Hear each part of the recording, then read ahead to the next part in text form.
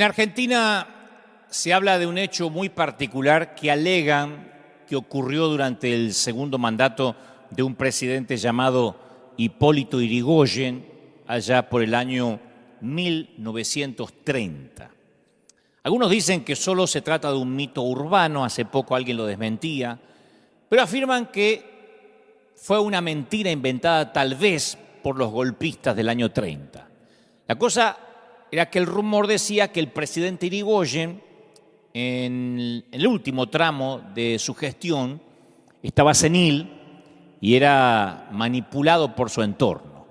Y como el mandatario había dado órdenes expresas que no le dieran malas noticias, sus colaboradores decidieron imprimirle un periódico ficticio de un único ejemplar, que era el que él leía. Ahí el presidente solo podía leer buenas noticias. Y ahí lo colmaban de halagos y desde los titulares y desde las letras pequeñas hablaban de lo extraordinaria que estaba haciendo su gestión. Cientos de periodistas subvencionados por el Estado trabajaban todos los días para imprimir un solo periódico que cada mañana decían se ocupaban de colocarle junto al desayuno. Obviamente aquella información no correspondía a la realidad. Por el contrario, el país estaba en llamas, la economía colapsaba, pero el presidente no se daba por enterado porque él leía un periódico diferente al resto de la ciudadanía, de la población. Y yo quiero dejar claro que este mensaje no es precisamente un diario de Yrigoyen, porque creo que especialmente durante la pandemia muchos nos cansamos de leer diarios de Yrigoyen. Nos dimos cuenta que el Evangelio necesita fundamentos más sólidos que palabras motivacionales un domingo. Resultó que cuando llegó esta pandemia, a algunos no les alcanzó con empoderarse, con repetir algunas frases de un líder. Necesitamos y necesitaron algo más. Jesús pronunció una parábola en Mateo 7, dice, el que oye estas palabras y las pone en práctica es como un hombre prudente que construyó su casa sobre la roca. Cayeron lluvias, crecieron los ríos, soplaron los vientos, azotaron aquella casa y con todo la casa no se derrumbó porque estaba cimentada sobre la roca. Entonces, el hecho de edificar nuestra vida sobre esta roca no nos hace inmune a las tempestades. Lo hablamos el domingo pasado en ese mensaje titulado Algo habrás hecho. No nos hace inmune a la muerte, a los despidos, al rompimiento de algunas relaciones, ni al COVID-19. Tampoco el estar fundamentado sobre la roca hace que nuestro corazón se vuelva a prueba de sufrimientos, no sienta la punzada de una pérdida, de una vergüenza, de un fracaso ni de un rechazo. Lo que sí es que en el fondo hay roca sólida. Si edificaste tu vida sobre Cristo, puedes tocar fondo, puedes pasarla mal y aunque sientes que pierdes el aliento, sigues respirando, sigues en pie en medio de la tormenta. ¿Me explico? Quizás hayas perdido tu bebé, que es lo peor que le puede pasar a un papá, perder un hijo, a una mamá. Capaz que estás pasando por un divorcio o hayas terminado dándote por vencido en tu lucha con tus acreedores diciendo no puedo pagar, no, estoy fundido. Pero en ese momento más tenebroso, más atroz, Dios te da la fe necesaria para salir adelante. Y cuando regresabas del fondo, cuando tocas fondo y regresas hacia la superficie, lo hace con un nuevo don, que eso también lo hablamos acá en uno de los mensajes durante esta pandemia. Un nuevo don, haber visto a Dios en el fondo. Y eso es mayor que el dolor más agudo que el enemigo haya traído a tu vida o a mi vida. Porque en el fondo está la fidelidad de Dios. En el fondo hay roca. Por eso necesitamos una buena cuota de verdad descarnada. Necesitamos leer la Biblia, como digo, cada domingo y ver a Jesús con ojos nuevos. Dicho esto, convengamos que al menos dos cosas, quiero construir la base para transmitirte lo que Dios me dijo, pero esto quiero que quede claro. Convengamos que al menos dos cosas hacen que la Biblia sea absolutamente única. Primero, que es palabra viva, literalmente. Cuando leemos las Escrituras, estamos inhalando lo que el Espíritu Santo exhaló hace miles de años. Segundo, nunca uno llega al fondo de la Biblia, uno dice, ya me la leí toda, no. Porque es como un caleidoscópico, es caleidoscópica la cosa. Uno se mete y va descubriendo nuevas vertientes, nuevos caminos. No importa cuántas veces leas la Biblia, nunca se hace vieja, nunca se hace viejo lo que leemos porque es atemporal y es oportuna. Entonces la Biblia, como decíamos también el domingo pasado, fue compuesta por más de 40 escritores, más de 15 siglos, en 3 idiomas, en 3 continentes. Y estos autores van desde agricultores y pescadores a reyes y poetas, a profetas, a prisioneros de guerra, y abarca casi todos los temas bajo la ley del sol: la historia, la poesía, la profecía, la cosmología, la teología y las guías que se vayan a inventar. Sin embargo, a pesar de que toca cientos de tantos temas polémicos, no se contradice. Y por eso es que hay un autor detrás de todo eso. Detrás de cada escritor hay un autor que es el Espíritu de Dios inspirándolos, ¿no? ¿Y por qué mantengo esto de leer la Biblia con ojos nuevos?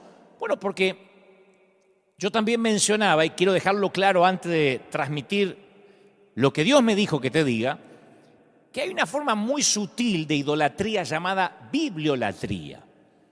Y es tratar la Biblia como un fin en sí mismo en lugar de un medio para un fin. Entonces, el objetivo del conocimiento de la Biblia no es solo el conocimiento de la Biblia en sí. Algunos me han escrito durante la semana y me escriben y me dicen, no me gusta tu mensaje porque no lees la Biblia. O sea, lo que me están diciendo es que la memorizo, la parafraseo, pero no digo, vamos a leer en el San Lucas capítulo 4, versículo tanto en la página tal de la Reina Valera, lo tienen conmigo. Eso es lo que no hago. Por una cuestión de que vayamos rápido al punto, ¿no? Pero algunos dicen, no lees la Biblia de la Biblia como se tendría que hacer. Y me pregunto siempre si Jesús andaba con los rollos de Isaías bajo el brazo. No, Jesús decía, oíste que fue dicho, mas yo digo. O sea, no es necesario aprenderse la Biblia de memoria. El objetivo es aprender a reconocer y responder a la voz de Dios para que crezcas en intimidad con Él a través de las Escrituras. Pero la Biblia también puede ser mal utilizada o manipulada. El mismo diablo intentó usar la Escritura para tentar a Jesús. Si eres hijo de Dios, dile a esta piedra que se convierta en pan.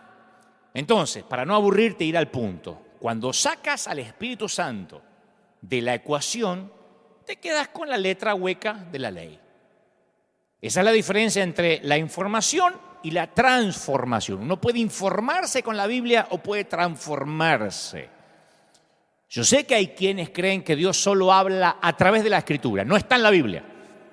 Porque la Biblia es inspirada por Dios y yo sé que el canon está cerrado. Pero en realidad uno está minando la autoridad de Dios cuando desacredito la capacidad de Dios para hablarnos de alguna otra manera, además de como ya lo hizo en las páginas de la Biblia.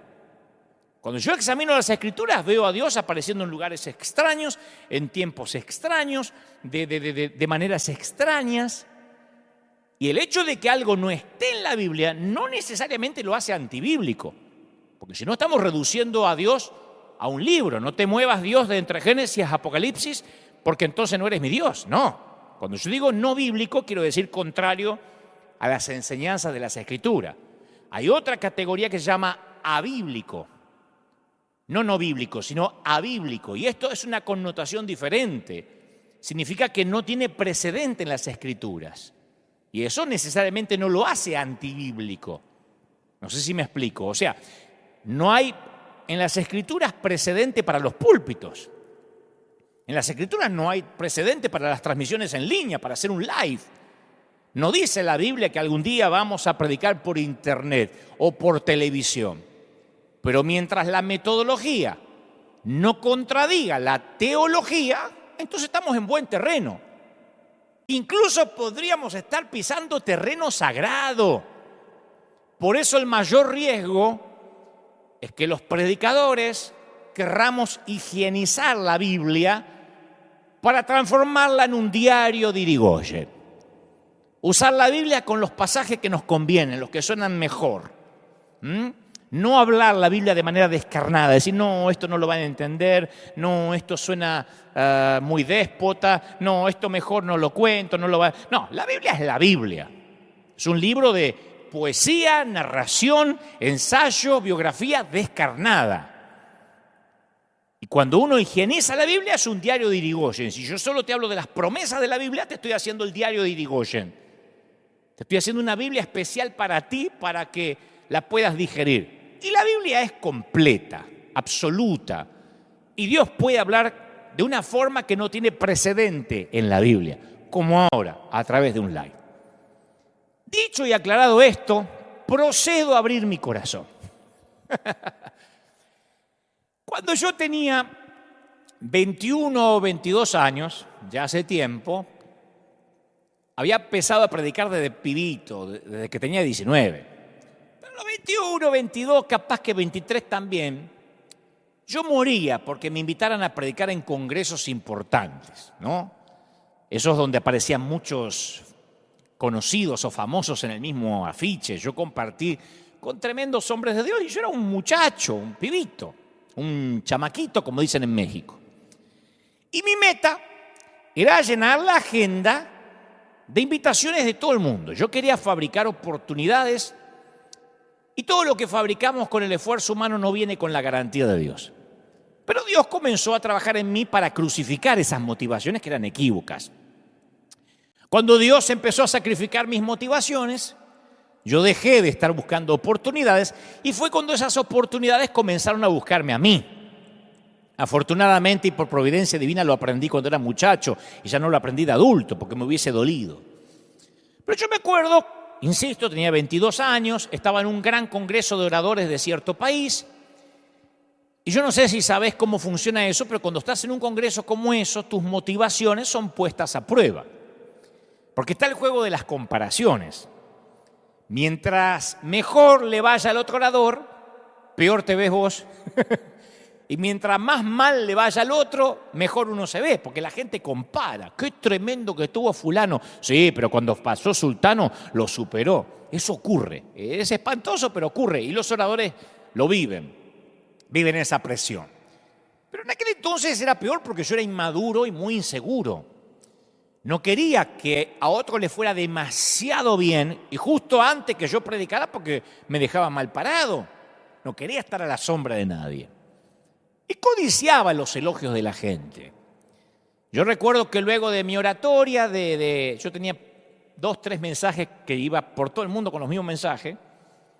Recuerdo que cuando terminé de predicar, detrás mío pasó un ungido hombre de Dios que me destrozó en público, literalmente.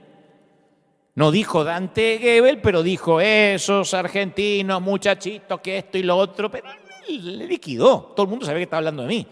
Después nos hicimos amigos, dicho sea de paso. Este hombre de Dios parece que se olvidó lo que dijo y a modo de perdón, o de pedido de perdón o disculpa, después me invitó a su país y nos hicimos amigos. Yo nunca mencioné más el asunto. Pero mientras que me estaba liquidando, y yo tenía 23 años, el anfitrión del congreso, me acuerdo que puso la mano así sobre mi rodilla, estaba sentado al lado y me dijo, no te preocupes, Dante, esto te va a ayudar en el carácter.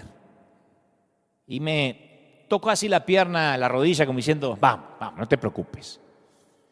Me hizo acordar aquella historia donde una vez cuentan que un estudiante subió a predicar con mucha confianza y bajó muy humillado, ¿no? Porque le fue mal. Entonces dicen que Spurgeon le dijo, si hubieses subido como bajaste, habrías bajado como subiste. Y es que no se consigue honra a base de buscar honra. Se consigue honra a base de dar honra. Pero yo no lo sabía. Pasa que todos queremos equivocarnos cuando nadie nos está mirando. Y uno quiere hacer lo correcto cuando alguien o todos te están observando. Pero mientras uno no crucifique las opiniones de los demás, ¿qué van a decir de nosotros? No podemos cumplir con nuestro destino. Uno tiene que morir literalmente a la aprobación de los demás, al qué dirán. Si no, uno no puede en este negocio del reino servir al Señor. Una de mis metas desde hace muchos años es ser en privado una mejor persona de la que soy en público. No llegué todavía, pero esa es mi meta. Yo quiero que aquellos que más me conozcan, los que conozcan a Dante en intimidad, sean quien más me respeten, quien más me admiren, no que digan, no sabe lo que es este tipo cuando no hay una cámara, oh, no sabe lo que es este cuando no lo están mirando. Bueno, esa es mi tarea, mi meta, achicar la brecha entre lo que soy en público y lo que soy en privado, que cada vez pueda parecerme más el uno al otro, que no haya diferencia, ¿no? Esa es la esencia de quién soy en realidad. Alguna vez Carlos Anacondia, el querido Carlos Anacondia, me dijo, mira, hay muchos líderes que están enamorados, así habla él, ¿no? Que están enamorados pero de la vanidad del éxito, más que de las almas. A mí me quedó eso. Que si a mí me dolió lo que dijo este otro líder de mí cuando tenía 22, 23 años, es que tal vez yo estaba más enamorado del éxito que de la gente, que de las almas, ¿no? La vanidad del éxito. Que por cierto, el término vanidad aparece 75 veces en la Biblia. Su uso mayoritario está en el libro de Eclesiastés, aparece 28 veces y después aparece 10 veces en los Salmos. Hay otros libros como Isaías, Jeremías, que empatan 8 registros de esta palabra. Pero en los Salmos, vanidad se usan como un adjetivo de la naturaleza humana, pasajera, mortal, perecedera, débil. Y a mí me viene a la mente, siempre que hablo de vanidad, la escena final de la película que interpreta Al Pacino en El abogado del diablo, que hace de Lucifer. Y cuando parece que su víctima ha logrado escapar de sus tentaciones, él se las ingenia para volverlo a seducir. Y la película, se las voy a espolear, pero la película termina con que Lucifer mira a cámara y dice con una sonrisa, vanidad, definitivamente mi pecado favorito. Y yo creo que literalmente y definitivamente es el pecado favorito de Satanás. Ahora, ¿por qué hago esta introducción? Porque todavía es introducción. Primero hablé del diario de Irigoyen, después hablé de la importancia cuando Dios nos habla sin precedentes, como quizá nunca antes habló en las Escrituras, porque quiero dejar esto en claro, para que veamos por qué la vanidad está tan ligada a cuando Dios nos llama o cuando Dios nos comisiona. Tenemos que tener bien claro esto. Ser amado significa ser escogido, ¿sí? La sensación de sentirse escogido es uno de los mejores regalos que el amor concede al amado. Quiere decir que si alguien me considera como un ser único y esa persona quiere estar cerca de mí, yo me siento amado. Porque alguien cree que yo puedo hacer una contribución importante. No hay mayor regalo como el de ser escogido, ni hay peor dolor como el de ser rechazado. Y cuando alguien escoge a un rechazado, la vida de ese rechazado cambia. Yo crecí sabiendo que era diferente y lo detestaba. No me voy a hacer el superado. Yo detestaba en mi adolescencia saber que era diferente, pero no sabía qué tenía. Porque mi manera cerebral, mi manera de procesar las cosas, siempre fue distinta. Y para aquel entonces yo no sabía que había un diagnóstico. Yo me sentía raro. Yo veía las cosas de manera diferente, divergente, ni mejor ni peor. Yo razonaba, hasta el día de hoy razono de manera diferente. No sabría que tenía el síndrome de Asperger, que es parte del espectro autista, hasta casi cumplir los 40 años, yo no sabía. Eso no es un resfrío que uno se pesca en la esquina, eso es una condición con la que uno nace y tiene que acostumbrarse a los adjetivos calificativos buenos y a las cosas que acarrean negativas de tener ese síndrome. Pero el dolor de ser distinto a mí me llegaba a lo más profundo. Yo todavía puedo sentir la sensación de estar sentado en el pasto en la secundaria, tratando de hacer de cuenta que no me importa que no me elijan. Para un deporte, para un equipo. Yo conocí ese césped, ese pasto de la exclusión. Me veo a mí mismo tratando de contar algún chiste tonto sobre mí mismo, haciendo de cuenta que lo tengo resuelto. Yo estaba convencido que nadie, aparte de mi familia, y de mi familia solo mi mamá, podía amarme. Fue una maestra de segundo grado, la señorita Lita, que ya debe estar en la gloria, que me dijo, capaz que vos tenés una inteligencia diferente. Me habían dicho burro, me habían dicho que yo no me entraba en la matemática, pero ella me dijo, capaz que vos tenés una inteligencia diferente. Y a esas 7 palabras no cambiaron mi vida, pero yo me acuerdo que me dieron suficiente oxígeno para graduarme de la primaria al menos. Yo decía, bueno, capaz que no soy raro, capaz que solo soy distinto. Y la sola posibilidad que alguien me eligiera y además me elogiara, sin tener la obligación sanguínea, a mí me dio fuerza para sobrevivir al bullying de primaria, de secundaria, hasta que me hice un hombre adulto. En los tiempos que el bullying no era penalizado, era parte del folclore de la niñez, ¿no? Pero el amor confiere una especie de exclusividad al ser amado. El amor dice, yo te escojo, quiero estar de tu lado. Y para las personas rotas, las personas con espíritus amputados, corazones y almas torcidas, señores, eso es la vida. Ser escogido implica por lo menos 4 factores, 3 de ellos positivos. Hoy meditaba en eso. 1, casi lo obvio, que cuando me escogen me consideran único, irreemplazable. Cada ser humano clama porque se lo reconozca como especial. No queremos ser uno entre muchos. Bueno, se murió, lo reemplazamos. Queremos ser únicos. Número 2, cuando me escogen, me reconocen como alguien que tengo algo para aportar, ¿no? Que mi singularidad es positiva. Tengo un don que va a marcar la diferencia. Tengo algo que va a ayudar al equipo. Las personas escogidas, ¿qué son? Significativas. Por eso se escriben y se leen sus biografías, porque sus historias son importantes. Tercero, cuando me escogen es porque alguien me quiere. Alguien me estima. No estoy aislado, no estoy desconectado, se me quiere, yo pertenezco. Cuando Dios nos escoge, Él nos imparte todo lo bueno que viene con esa elección, con ese llamado. Pero cuarto, es que en nuestro mundo caído, el término escogido tiene una cuarta implicación que no está presente en el corazón de Dios. En nuestro mundo, ser escogido casi siempre significa que nos escojan a expensas de otro. En nuestro mundo, que nos escojan quiere decir ser mejor o superior a alguien, ser objeto de celo, ser el favorito. ¿Me explico? En nuestro mundo, la lucha por la elección se convierte en un juego competitivo y el premio de consolación para los perdedores es una pequeña criatura conocida como la envidia. La gente rota no califica. En este mundo, el valor de la selección aumenta en proporción a cuántos otros son rechazados para la misma distinción. Nos pasa cuando enviamos la ayuda financiera a los países.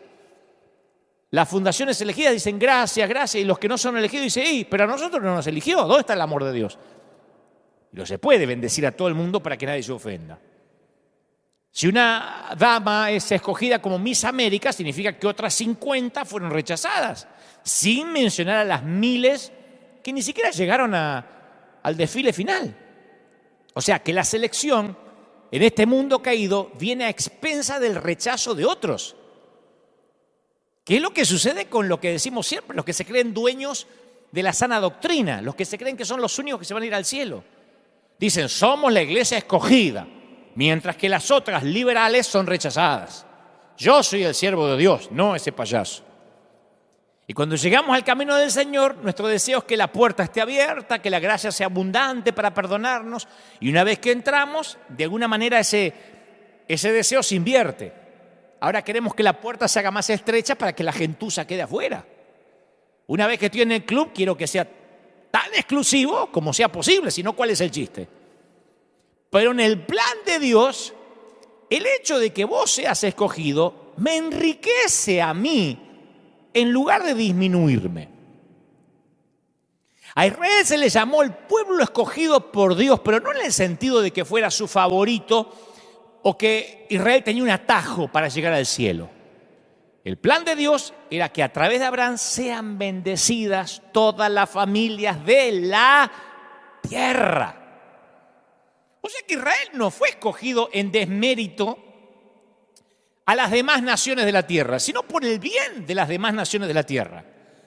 El plan de Dios era que todos los demás pueblos se sintieran atraídos hacia Israel.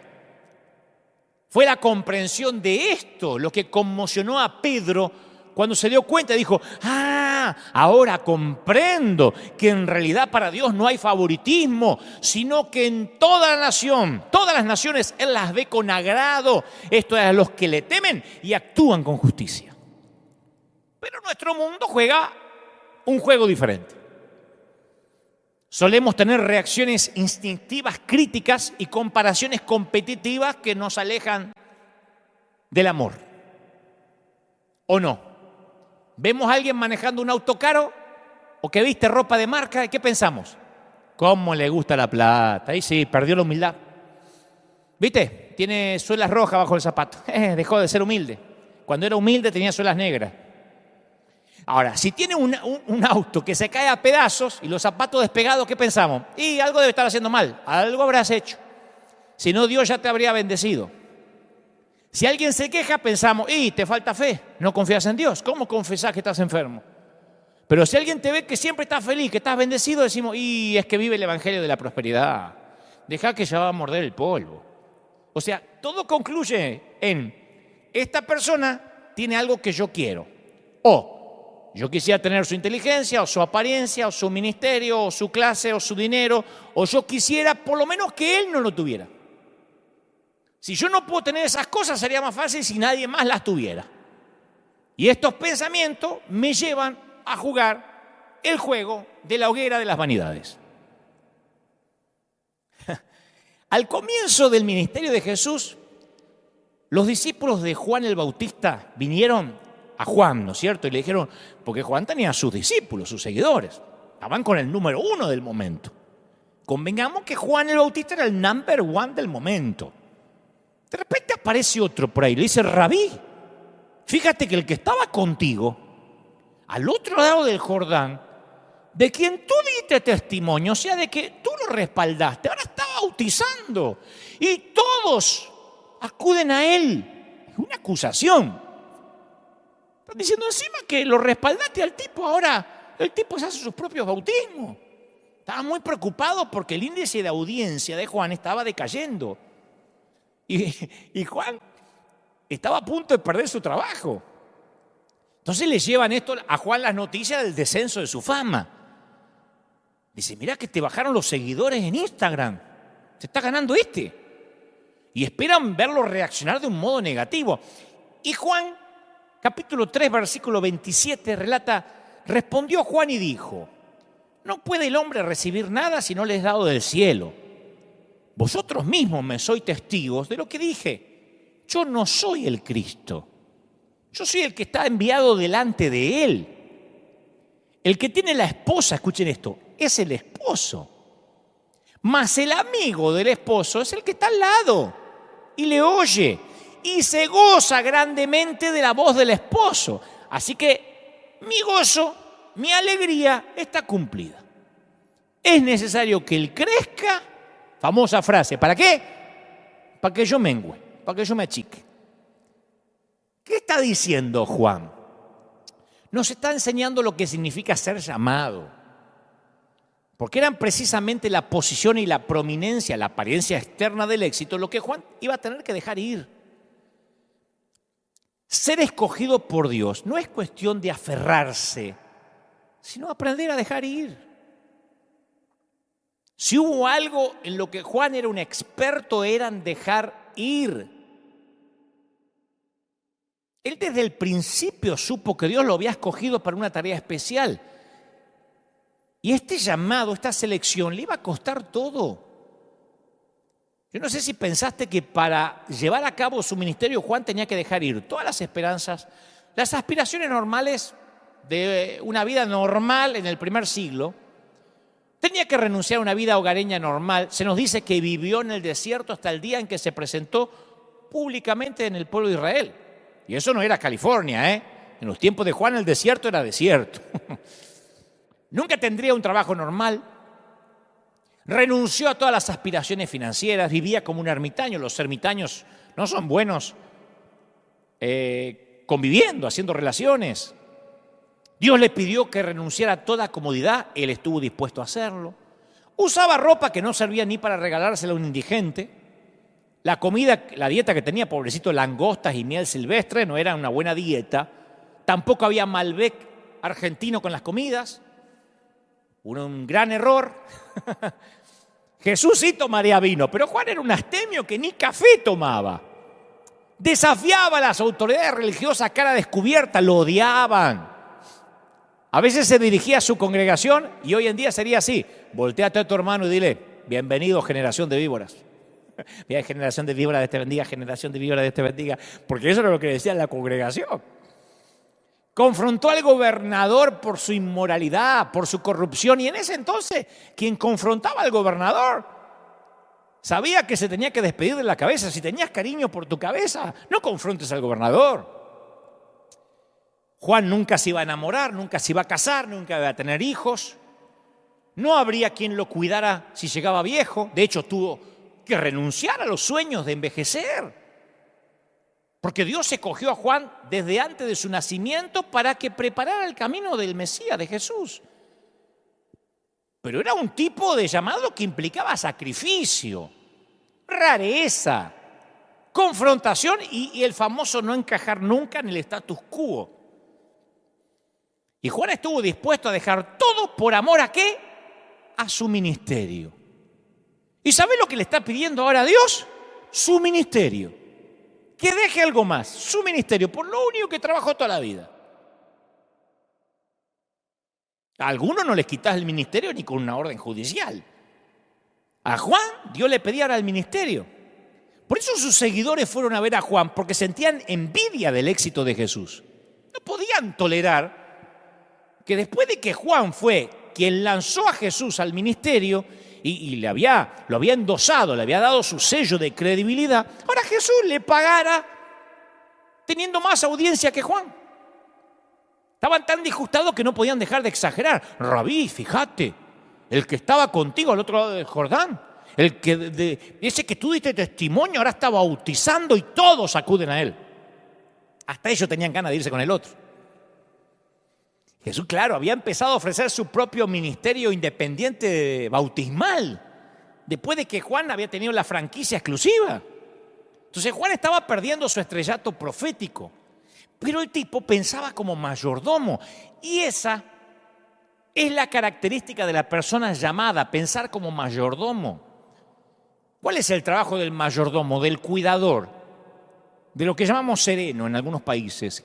Es administrar algo para el propietario hasta que el propietario viene a recuperarlo. Dios lo había puesto bajo su cuidado durante un periodo de tiempo y ahora lo recobraba de vuelta. Cuando Cristo vino a reclamar las multitudes, Él estuvo encantado de devolvérselas. Pero la gente insegura considera que las multitudes, que la gente son suyas. Los llamados no. Cuando los inseguros o los que tienen problemas de estima pierden sus cosas, sufren una crisis. Si los llamados son los que las pierden, nada cambia, su mundo interior permanece igual. Es lo que muchos ministros tuvimos que preguntarnos frente a un espejo cuando empezó la pandemia y se cerraron las iglesias. A ver, ¿yo soy llamado de verdad o estoy aferrado a que la gente diga, ay pastor, póngame la manito, ay le traigo el café, ay bendígame? ¿Estamos aferrados a eso o somos llamados de verdad? ¿O nuestro mundo interior se va a desmoronar porque no hay templos? Tuvimos que hacernos esa cuestión, preguntarnos. Una característica de los individuos llamados puede verse en la conciencia que Juan tenía de su propia identidad. Él dijo, como recordarán, les he dicho a menudo, que yo no soy el Cristo. O sea que había mucha gente que le decía, sos el Cristo, vos te merecés ser el Cristo. No soy, pero te merecés. Tendrías que reclamar la corona de Cristo, porque sos un Cristo. Y él dice, no, a menudo les dije que no. Y aquellos cuyo mundo interior se encuentra en desorden tienden a experimentar confusión acerca de la identidad. Hay un cantante argentino, hubo un cantante argentino, falleció, Sandro o Roberto Sánchez. Él solía decir, la fama es como los narcotraficantes. Si querés continuar en este negocio, no podés comprar lo que vendés. Los narcos saben eso. Por lo general, los que manejan los grandes carteles no se drogan. Hacen que los demás se envenenen. Ellos se mantienen lúcidos para mantener el negocio. Es un ejemplo que nada tiene que ver con servir a Dios, pero bien vale lo que decía Sandro en cuanto a la fama, los narcos, bien vale en esta ocasión para los que tienen un llamado de Dios. No podemos creernos lo que le hacemos creer a los demás. Hay gente que le cuesta separar el papel que realiza de la persona que son.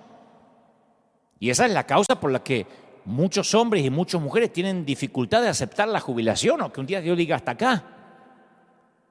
Esa es la causa por la que una mamá a veces sufre una depresión cuando el último hijo se va del hogar, porque ella tenía una identidad asignada de los hijos. Y muchos líderes capaces, con talento, se enfrentan a esa tentación de empezar a creerse sus propios comunicados publicitarios, sus propios posts de Instagram. Yo publico muchas cosas en las redes. El tema es que si me los empiezo a creer, de verdad tengo un problema. Puedo comprar lo que vendo. Una fantasía mesiánica me puede ir infectando gradualmente la personalidad y mi estilo de liderazgo. Y al olvidar lo que somos en realidad, comenzamos a distorsionar nuestra identidad. Capaz que empezamos con humildad a servir al Señor y un día hacemos una escena porque nos sirvieron soda o gaseosa en un vaso de plástico. ¿Cómo le vas a dar un vaso de plástico al siervo de Dios? Capaz que nos agarra la locura por una estupidez. Nos volvemos tan ocupados que no tenemos tiempo para ordenar nuestro mundo interior en el desierto. San Pablo ofreció un valioso precedente cuando le escribió a Timoteo en el capítulo 1, versículo 13. Él dijo, anteriormente yo era un blasfemo, un perseguidor y un insolente. Pero la gracia de nuestro Señor se derramó sobre mí con abundancia. Un hombre con un recuerdo tan fresco de ese tipo no puede pensar sobre sí mismo más elevadamente de lo que debe. Y esta es otra dimensión de la calidad de un llamado. Juan el Bautista comparó su propósito con el padrino de una boda. Él dijo, el que tiene la esposa es el esposo. Yo soy el amigo del esposo. Eso decía Juan. Yo soy el que está al lado del esposo o del novio. El que oye su voz y se goza con la voz del esposo. No me pongo celoso. El propósito del padrino es estar al lado del novio y asegurarse que toda la atención se centre sobre el novio. El padrino cumple el propósito cuando no atrae en absoluto la atención sobre sí mismo, sino que la enfoca sobre los novios, ¿o no? Pasa en el fútbol. ¿Lo vieron en el fútbol? Dicen que cuando en un partido los relatores están hablando demasiado del árbitro, es porque no está haciendo un buen arbitraje. Si el árbitro es bueno, es invisible. Y eso fue lo que hizo Juan el Bautista. Las madres saben que al final deben soltar a sus hijos para que tengan una vida independiente. Los mentores saben que deben soltar a sus protegidos en el momento adecuado. Es necesario que él crezca y yo me achique, mengüe. Juan estaba listo para retirarse. ¿Y cuántos de nosotros conocemos gente que se aferra al liderazgo como garrapata o como koala al árbol? O se asegura que su liderazgo le pase por lo menos a un hijo suyo para que él también mantenga el poder y la influencia.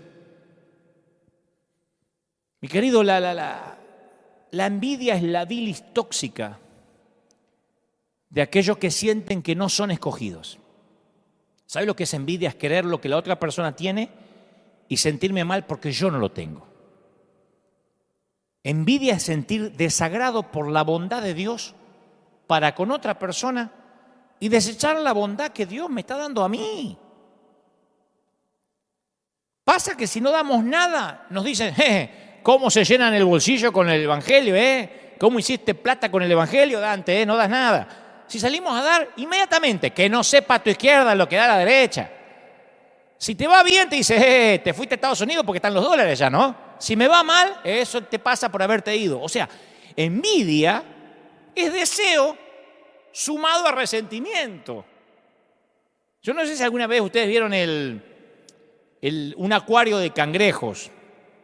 En los restaurantes uno puede ir a comer cangrejos ahí y estos acuarios no tienen tapa. El cangrejo puede trepar. Me pareció gracioso cuando pregunté la razón por qué a los cangrejos en sus acuarios no le ponen tapa.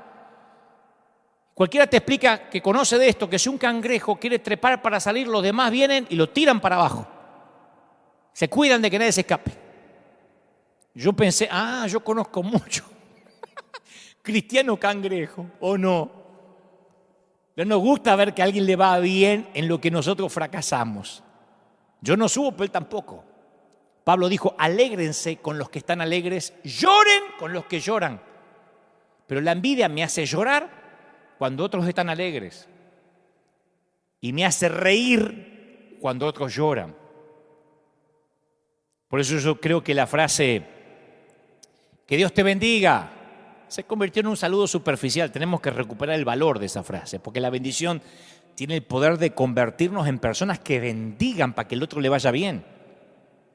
Bendición deriva de la palabra barak, que significa proclamar la intención de Dios sobre ti, sobre vos.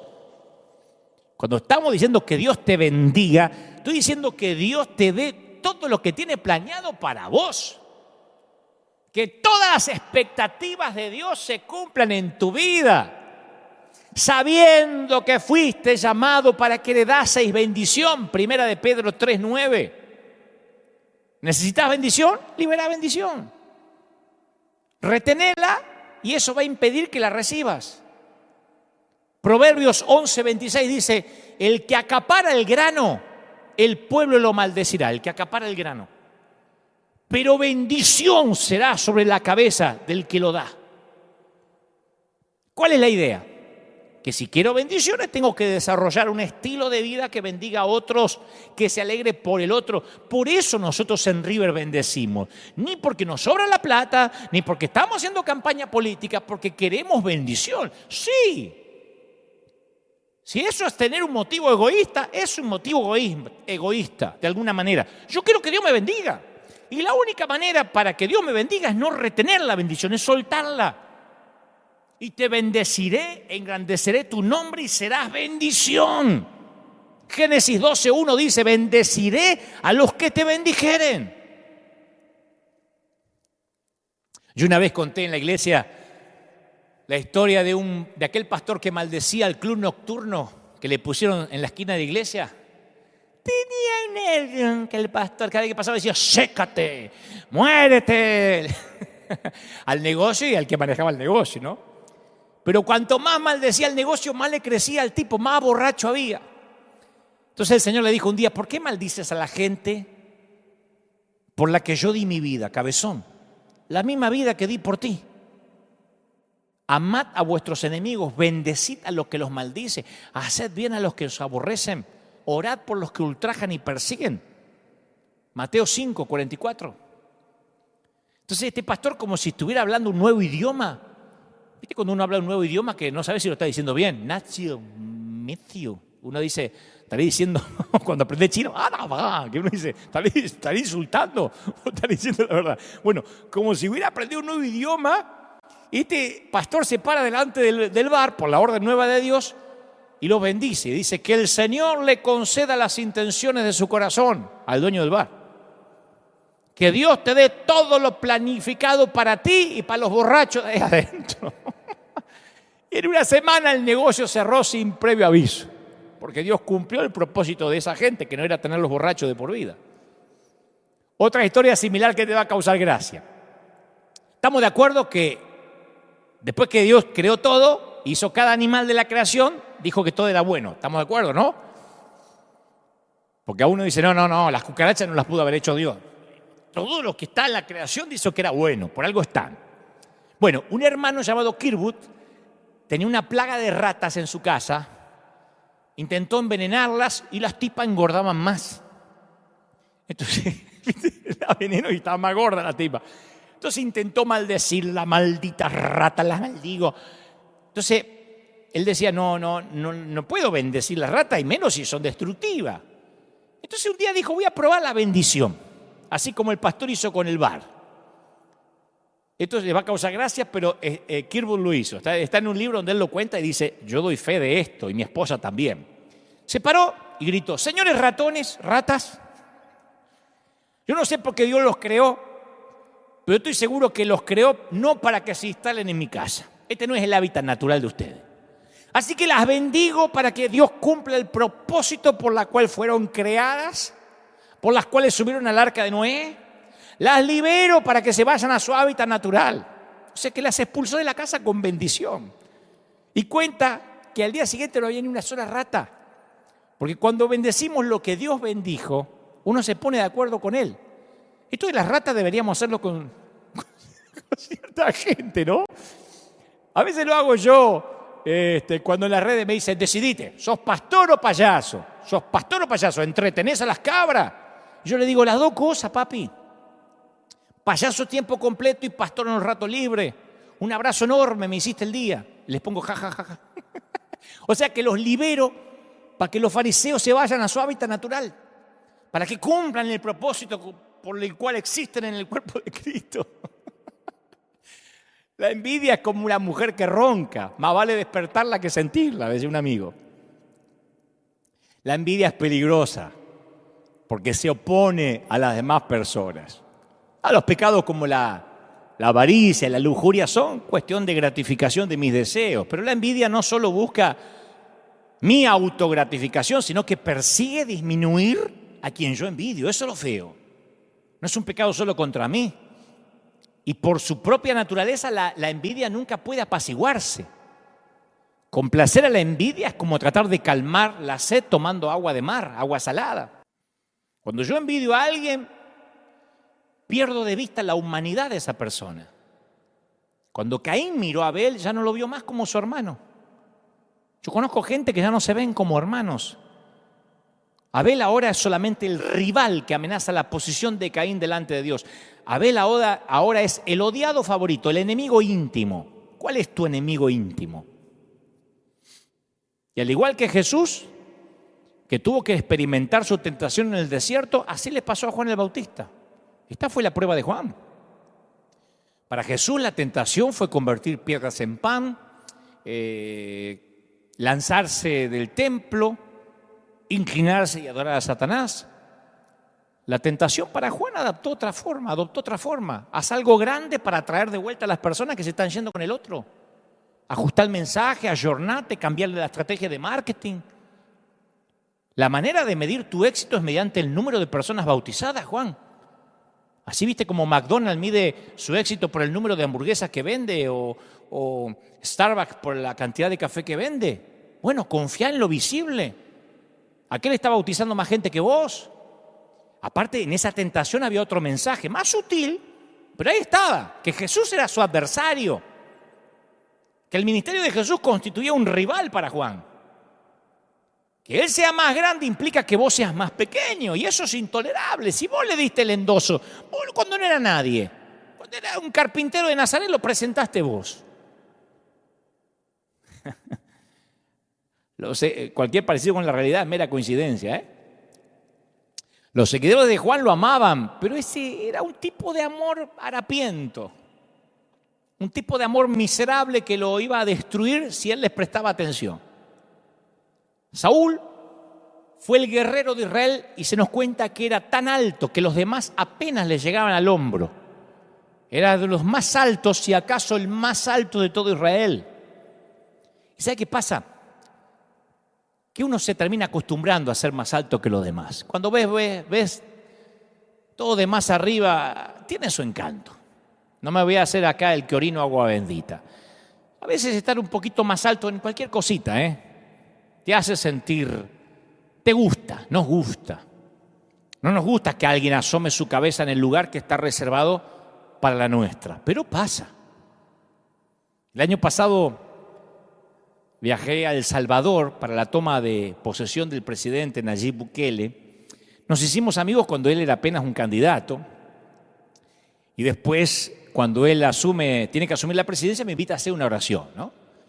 Y tanto ahí o como cuando luego más tarde fui en diciembre a hacer un superclásico, el presidente, sin que eso se lo pidiera, puso todo su aparato de seguridad a mi disposición. Desde que llegué al aeropuerto de El Salvador no pasé por migraciones, no me revisaron las maletas. Por acá, señor, lo espera, claro, un invitado del presidente. Y después tenía motos, patrulleros, ejército. No paré en ningún semáforo. ¿Sabe lo que es eso para un argentino? No hice filas en ninguna parte, no pasé por seguridad. No tenía que abrir ninguna puerta. Tuve 3 días sin abrir una puerta. Yo hacía así y corría alguien y me abría la puerta. No tenía que cargar maleta. No sé cómo me dejaron bañarme solo. Me pusieron custodia. El ejército literalmente yo iba, pero no solo cuando fui a la toma de la presidencia, sino cuando iba a un restaurante a comer, tenía 5 policías delante, el ejército tocaba, y yo pensaba, me abrían paso.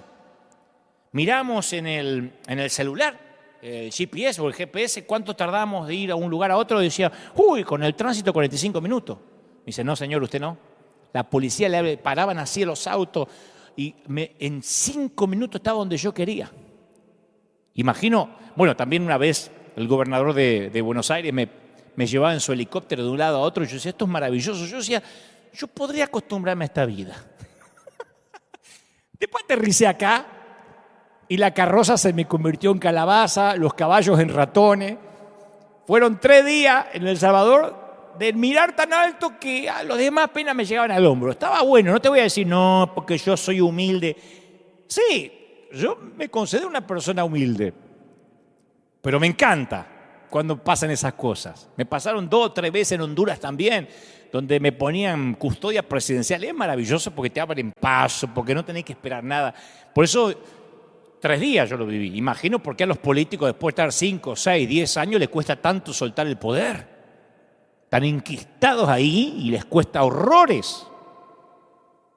Ahora aparece un joven llamado David, que ni es grande ni siquiera para usar la armadura de Saúl, pero que gana el campeonato de peso completo contra Goliat. Y ahora es un exterminador más grande que Saúl. Y aparece una nueva canción en la radio que empieza a sonar, o en Spotify también. Saúl destruyó un ejército, pero David aniquiló a 10. Lo cantaban como hip hop también. Saúl mató a 1000, David a sus 10.000. Y Saúl no le agradó la letra. No lo podía ver nunca más como un pastorcito. Ahora era su enemigo íntimo.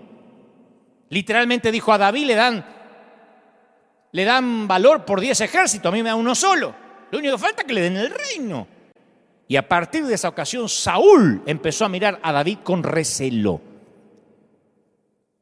El mal de ojo de la envidia que filtra el amor y solo deja la amenaza. La envidia es un pecado del ojo. Hace que uno mire el césped del otro más verde que el mío. Mira qué bendición, se le murió la suegra y yo la tengo en casa. Cuando se trata de la envidia es cosa de ojos. Es por eso que Dante Alighieri dice que en el infierno los envidiosos tienen que pasar la eternidad con los ojos cosidos. En el famoso infierno de Dante, la Divina Comedia. Por toda la Biblia hay un hilo, una hebra verde de envidia, desde Caín y Abel, Isaac e Ismael, Jacob y Esaú, José y sus hermanos, María y Aarón murmurando contra Moisés. Raquel fue la escogida, Lea era la muñeca rota. Acab codiciaba el viñedo de Nabot. Ananías y Zafira querían tener una reputación de generosidad. Pablo le escribe a la iglesia de Filipos y les predica y les dice que algunos predican o algunos extienden el evangelio por envidia y rivalidad. ¿Quién predica por envidia? Y Pablo dice que hay gente que predica por envidia. ¿Qué es el colmo? ¿Te imaginas que es el colmo de los predicadores? Porque cuando yo predico, se me llama a decirle a la gente que se arrepienta, que tome su cruz y que mueran a sí mismos. ¿Cómo voy a sentir envidia porque otros predicadores llamen a las personas a morir por sí mismas mejor de lo que yo hago el llamado? Si todos vamos a morir a la cruz. Pero en el amor de Dios, el que a mí me escojan nunca es a expensas de otro. Su plan es que mi elección mejore la vida de otros, no que disminuya la vida de otros. En el plan de Dios, los escogidos siempre son escogidos para servir. Y Juan comprendió esta verdad, quién es él y quién no era él. Él dijo, nadie puede recibir nada que no sea de Dios. Yo no soy el novio, dice Juan, yo soy el amigo del novio. Si este mensaje no se llamaba la hoguera de las vanidades, yo lo hubiese llamado el amigo del novio. En las bodas judías de la antigüedad, el amigo del novio era como el padrino. Estaba a cargo de los detalles de la boda, a veces era quien invitaba a la gente, acompañaba al novio a la ceremonia y luego tenía una última responsabilidad. En la noche final de la boda, porque las bodas se extendían por varios días, hacía guardia frente a la tienda donde la novia esperaba por el novio. Estaba oscuro, pero el padrino reconocía la voz del novio cuando lo escuchaba. Por eso dice, yo reconozco la voz del novio. Así que el amigo del novio se hacía a un lado, se quitaba del camino y el novio entraba en la tienda para hacer lo que tenía que hacer con su novia, con su esposa ahora. El amigo del novio no puede decir, ¿no podría participar? No. Él tenía un gozo diferente, el gozo de servir a quien amaba. Si el amigo envidiaba al novio, es porque está tratando de reclamar a la novia para él, lo iba a perder todo. La novia nunca le va a pertenecer. Y al tratar de quererla para sí, traicionaría a su amigo y además perdería todo el gozo que le corresponde al amigo del novio. Eso le dijo a sus seguidores Juan. Mi gozo es el gozo que le corresponde al amigo del novio. Yo mandé las invitaciones. Yo fui quien gritó en el desierto, preparen el camino para el Señor. Yo le serví al novio, él es mi amigo. Ahora está el novio acá. He escuchado su voz, vino a buscar a su novia. Por eso todo el mundo acude a él, porque ella es su novia, no la mía. Yo no soy robanovias de nadie. El gozo del prometido le corresponde a él. No crean que esto es doloroso para mí. Yo también tengo felicidad. Mi felicidad, la felicidad de ser amigo del novio. Si yo trato de apoderarme de su felicidad, termino sin ningún tipo de gozo. Ahora mi gozo está completo, no lo voy a perder, no voy a permitir que la envidia destruya mi gozo. Querido líder, querido pastor, la novia no es tuya. La novia no es mía, es la novia de él. Y cuando él quiere, reclama a las multitudes y tenemos que entregársela. La arrogancia no es algo que Dios quiere que llevemos. La Biblia no dice que Dios desaprueba la arrogancia, que a Él le desagrada la arrogancia. Dios la aborrece. Lo que una comida infestada de gusano nos produce a nuestro estómago es lo que la arrogancia le produce a Dios. La soberbia y la arrogancia aborrezco. Proverbios 8:13. Abominación es a Jehová todo altivo de corazón. No hagas nada por vanagloria. Filipenses 2:3. Cesen, cállense, shut up. Las palabras arrogantes de vuestra boca. 1 Samuel 2:3. Dios resiste a los soberbios. 1 de Pedro 5:5. Antes de la caída, la altivez de espíritu. Proverbios 16:18. Jehová asolará, raerá a la casa de los soberbios. Proverbios 14:25. Dios la aborrece. ¿Sabe por qué? Porque no hicimos nada que justifique estar orgullosos. ¿De qué vamos a estar orgullosos? ¿De qué? No le dan premios al lienzo que usó el pintor. No hay Pulitzer para la tinta que usó el periodista. No hay diplomas para el escarpelo que usó el cirujano. Son instrumentos, no reciben crédito por lo que hacen. No somos los merecedores del aplauso. David dice que el pastor guía a sus ovejas por amor a su nombre. No hay otro nombre en la marquesina, ni en los títulos, ni en los créditos. No hay otro bajo el reflector. Y eso no es porque Dios tiene un problema de ego. Nosotros lo tenemos. Dios sabe que nosotros no podemos administrar el éxito. Porque no nos conformamos con un poquito de adulación, queremos tragarlo todo. Y el éxito nos atrofia el cerebro y pensamos que se trata de nosotros. Y olvidamos que somos polvo rescatado del pecado. Porque cualquiera que se enaltece será humillado y el que se humilla será enaltecido. Y con la misma intensidad que Dios odia la arrogancia, ama la humildad. Yo soy manso y humilde de corazón, dijo el Señor. Jehová es excelso, atiende al humilde, mira de lejos al altivo. Yo habito con el humilde, miraré a aquel que es pobre y humilde de espíritu. Y mira todo lo que le da al humilde, le da honra. A la honra le precede la humildad.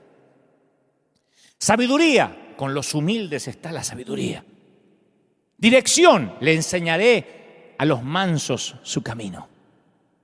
Gracia, le da gracia. ¿A quién le da gracia a Dios? A los humildes. ¿Cómo le va a dar gracia a los orgullosos que creen que porque tienen la sana doctrina no la necesitan? Les da seguridad y los hace lindos. Hermoseará a los humildes con la salvación. ¿Viste que hay gente que uno, independientemente de la edad, de su fisonomía, hay gente que la salvación la hermosea y a otros los bautizan limón. ¡Aleluya! Estoy esperando la venida de Cristo, irme de acá. Y voy a decir, pero pucha, menos mal que lo agarró Dios, lo llega a agarrar el diablo y es Chucky. En la obra Amadeus, Antonio Salieri es un hombre a quien la envidia le destruye el alma y él anhela crear música para la gloria de Dios. Pero claro, está el genio de Mozart que intensifica el dolor de su propia mediocridad. Salieri no es Mozart. Entonces la envidia de Salieri lo lleva al resentimiento, al odio, a la traición, hasta que intenta hacer pasar como suya una obra de Mozart. Y Salieri, como todos los envidiosos de primera clase, cree que Dios es injusto con él. Él cree que Dios tiene la obligación de hacerlo mayor que Mozart. Porque la envidia siempre lleva esa sensación de sentirte víctima. Me lo debes, me lo merezco, yo sirvo al Señor. Y Salieri se perdió la posibilidad de ser feliz porque, claro, él no tenía el don de Mozart, pero tenía otro don. Él podía haber reconocido el genio de Mozart, proclamarlo al mundo, abrirle las puertas, darle oportunidades que hubiesen enriquecido su vida y su mundo. Pero se negó a tener ese gozo. Él solo quería ser el novio. Y él no era el novio. Y acabó sin vida y sin ningún gozo en absoluto. El mismo tipo de cáncer obró en la vida de otro Salieri llamado Herodes el Grande. Cuando el verdadero rey de los judíos nace, Herodes pudo haberlo patrocinado. Eso no lo pensamos. Capaz que se pudo haber ocupado de su educación, de su cuidado. Sería un héroe Herodes hasta el día de hoy. Pero se negó a tener ese gozo. Su envidia lo llevó al odio, al engaño, al asesinato. Así fue toda su vida. Lo odiaban tanto a Herodes el Grande que antes de su muerte ordenó que apenas él muriera ejecutaran 70 de los hombres más conocidos y queridos de Jerusalén para que hubiera luto en Jerusalén, en lugar de fiesta. Me dijo, cuando yo me muera me matan 70 gente muy querida para que haya luto. Si no iba a pasar como, viste, con los cubanos de Miami cuando murió Fidel Castro, que celebraron una semana seguida. Era tan odiado que para asegurarse que la gente llorara mató a otros tipos antes de morir. Mateo nos dice que la envidia fue la razón por la cual los líderes religiosos mataron a Jesús. La envidia trató de impedir su nacimiento. La envidia lo persiguió durante la vida. La envidia causó su muerte. La envidia es la humanidad en sus peores harapos. Pero Dios ofrece gozo a cada uno de sus hijos. Por ejemplo, todos podemos compartir el gozo de un cantante en un concierto. Yo he ido a conciertos de cantantes cristianos y seculares. Y mientras la persona talentosa canta, comparte su don y todos los recibimos, estamos agradecidos a Dios por prodigar ese don y permitirle a ese cantante compartirlo con nosotros, el público.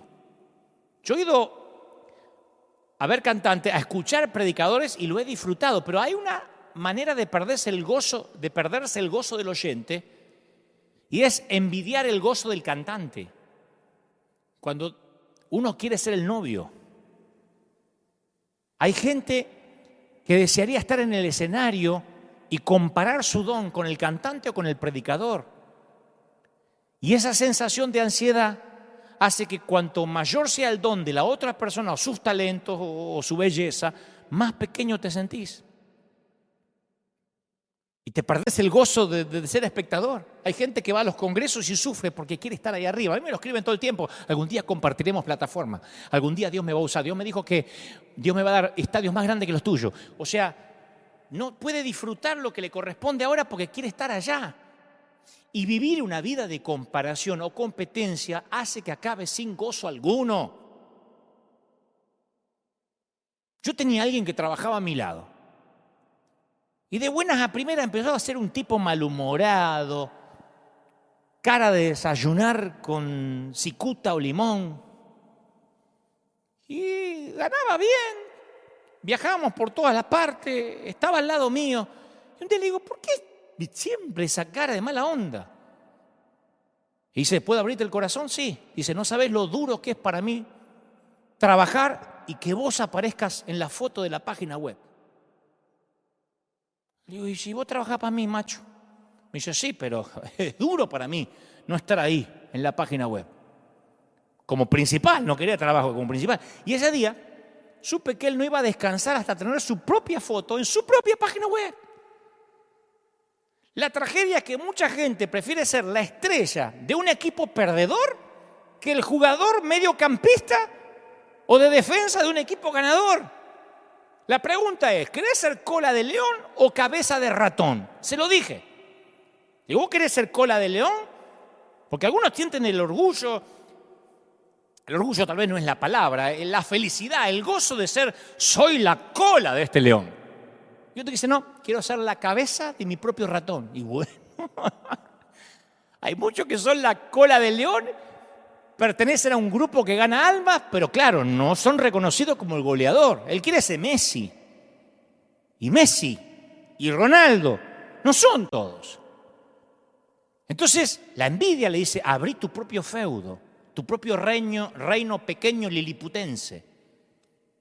Entonces se abren en un lugarcito donde alguien le diga pastor, aunque sean 5 o 6 que le dicen pastor o apóstol, y le esperen con su comida favorita y con sus copas en vez de vaso de plástico, y cuando le sirven copa de vidrio dice, llegué, y estoy en la página web, sí, estás ahí, mi amor. Ay, qué lindo, y llegó. Dios ofrece gozo para cada uno de nosotros. Todos hemos sido hechos para hacer y ver las cosas de forma única. Dios te diseñó para que experimentes el gozo de ser maestro o ayudante, número 1 o número 2, promotor o diseñador. Y cuando encuentras esa forma única, experimentas el gozo. Yo gocé sirviendo a siervos de Dios. Dios sabe, acá he contado cosas peores. He dicho que era un petulante cuando tenía 22 años. Así que no tendría problema en decir, a mí no me gustaba ser número 2. Yo fui número 3, número 4, número 5, número 10. Y lo gocé. Nadie limpiaba los instrumentos mejor que yo. Y si me ponían a servir café, nadie hacía el café. Yo era Ramón Valdés, haciendo café. ¿Ramón Valdés dije? Juan Valdés. No, Ramón Valdés es el del Chavo del Ocho. Claro, yo era Juan Valdés, el mejor. Porque sentía que si yo era un buen número 2, podía ser un buen número 1. Si yo era un buen Eliseo, podía ser un buen Elías. Y Dios te hizo para que conozcas el gozo de recibir y celebrar los dones de aquellos que te rodean. Y si ofreces tus dones, los dejas ir. Y con humildad recibes los dones de otros, tu gozo está completo. Pero si vas por la vida anhelando ser el novio, el gozo que le pertenece a otro, vas a terminar sin ningún gozo. A él le toca crecer y a mí menguar. Y no fue una declaración de martirio, de resignación y bueno, a mí me toca menguar. No, es el gozo del amigo del novio que empieza a aplaudir cuando entra el novio. Yo tengo poquitos amigos, siempre cuento con los dedos de una mano, y yo tengo esos amigos que se alegran cuando a mí me va bien. Esa es la participación de Juan en el reino de Dios, donde los humildes son exaltados. El siervo sabe que no edifica su propio reino, que está ayudando a otro. No se enoja contra la autoridad porque sabe que el siervo no tiene derechos. El siervo no exige derechos porque no los tiene. Nos llenamos la boca diciendo soy un siervo. ¿Sabe que el siervo hace la voluntad de su patrón? Los siervos no hacen huelgas. Raramente la queja de un siervo es atendida. El Señor dijo, ustedes son sirvientes, siervos. A nosotros nos encanta, recibamos al siervo de Dios. Siervo, si no te gusta, puedes irte. Pero ¿cuántas veces nos enojamos cuando no se nos trata con respeto? El siervo espera un trabajo duro, el siervo no espera descansar, espera trabajar y duro. Desde temprano a la mañana hasta entrada de la noche, el siervo trabaja. Jesús lo dijo en Lucas 17. ¿Quién de ustedes, teniendo un siervo que ara o apacienta el ganado, al volver del campo, luego dice, pasa, siéntate a mi mesa? No le dice más bien, prepárame la cena. Sírveme hasta que haya comido y bebido y después de esto, come y bebe tú. El siervo no espera que se lo reconozca, el siervo no espera que se le agradezca ni que se lo aplauda por su magnífico trabajo. Hace lo que tiene que hacer. Y Jesús dijo, ¿acaso da gracias al siervo porque hizo lo que se le había mandado? No, así también ustedes, cuando hicieron lo que se les ordenó, digan, soy un siervo inútil porque hice lo que debíamos hacer. Lucas 17, 9.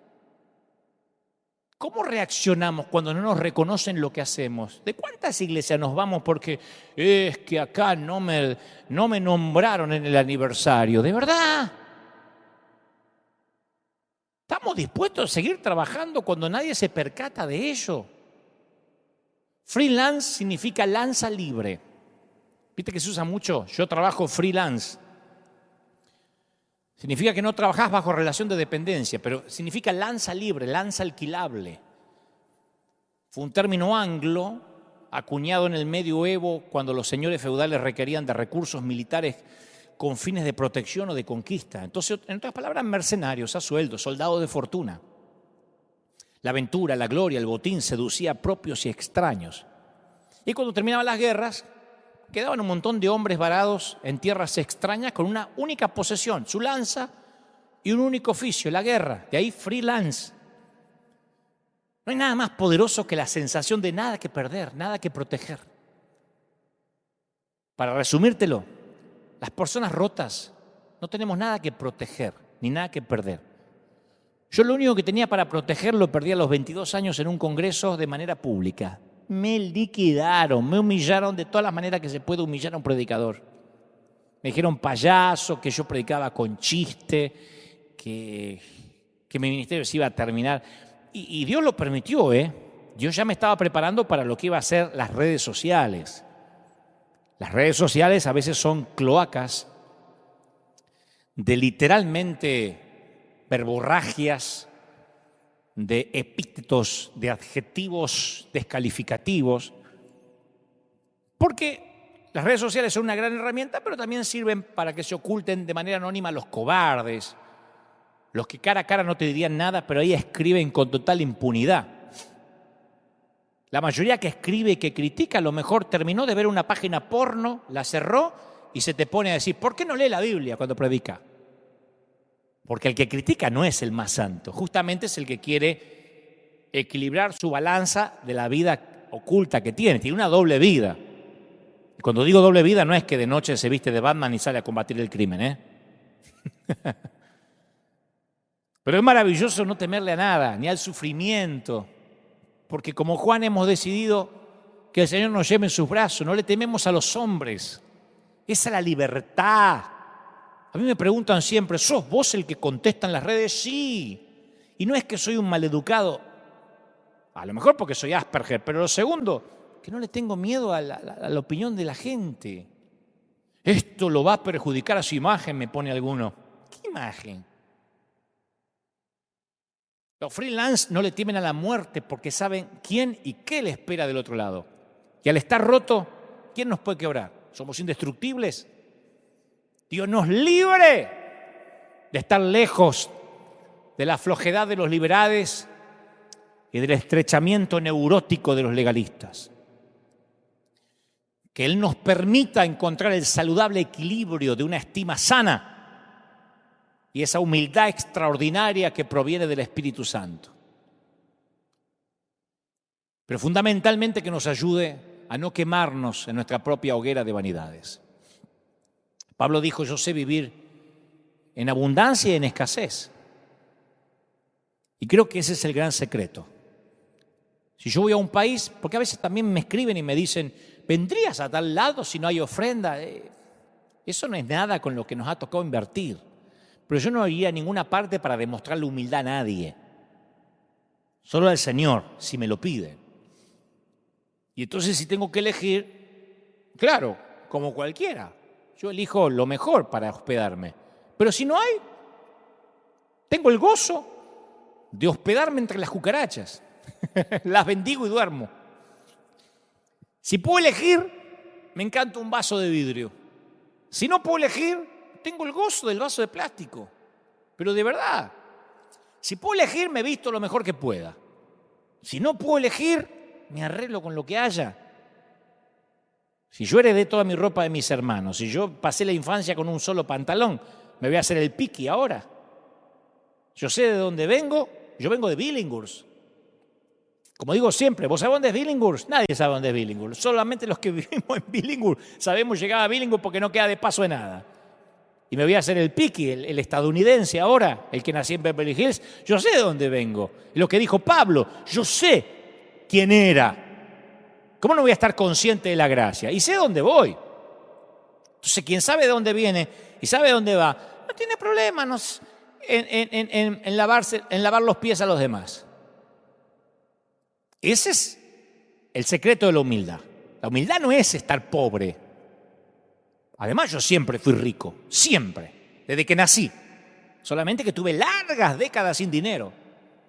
Pero la riqueza, la mía, no se cuantifica, no se monetiza, no son cuentas bancarias.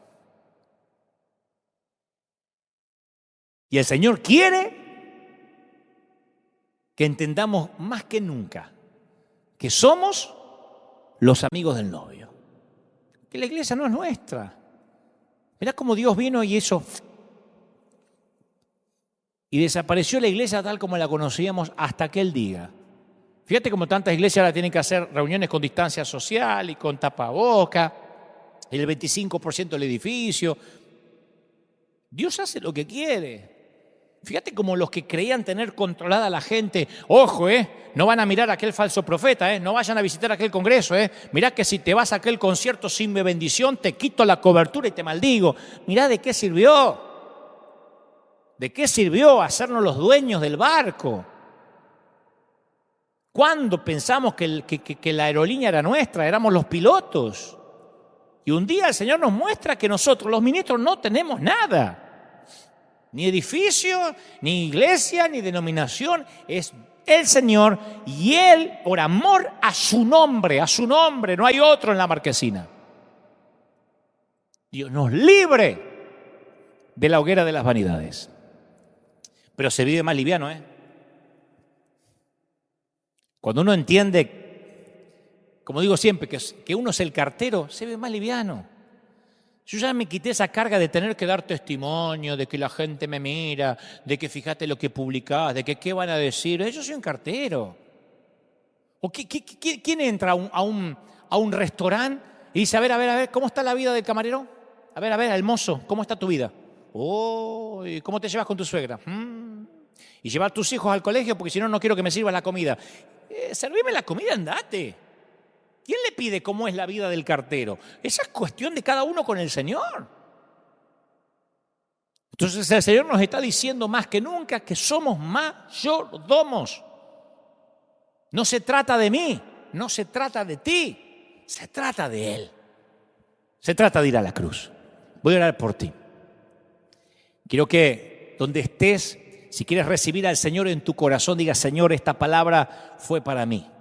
Hoy suelto toda carga, todo peso. Dejo que en la hoguera de las vanidades literalmente se quemen las vanidades, se queme el orgullo, la soberbia, el querer ser el novio cuando no lo soy. Soy el amigo, la amiga del novio. Repite conmigo, di: Señor Jesús, entra en mi vida. Abandono esas vacas sagradas de que tienen que reconocerme y honrarme. Soy libre, próspero, bendito. Estoy orando ahora por toda la gente que está en el otro lado de los 5 continentes. Hay mucha gente que está siendo libre ahora. El Señor me dice, la iglesia está cambiando. La iglesia quizás nunca vuelva a ser como la conocíamos. Y no estoy hablando en términos de templo o edificio, estoy hablando en términos de estructura, de entender que Él es el novio, de entender que Él no comparte su gloria con nadie y que nosotros simplemente somos torpes carteros, torpes mensajeros de lo que Él le dice a sus hijos, a sus ovejas. Eso va para los líderes, para las ovejas, para los que están recibiendo esta palabra. Esto tiene que ver con el Señor. Te ama el Señor. No sabes cómo te ama el Señor. ¿Cómo no te va a amar si en sus manos te tiene esculpido? ¿Cómo te ama el Señor? Te bendice el Señor. Hay familias llorando, hay gente que ha estado dolida y el Señor me dice que te diga: no mires al hombre, yo soy el que te ama, yo soy el que di la vida. ¿Qué pastor murió por ti en la cruz? Yo le solía decir a la gente: no espere que yo sea tu redentor, porque no lo voy a hacer. Porque yo no puedo salvarte de un naufragio. Necesitamos una roca firme, un ancla. Ningún roto puede ayudar a otro roto si no nos aferramos los dos del Señor. Y a los que están allí les estoy diciendo: te ama el Señor, te levanta el Señor.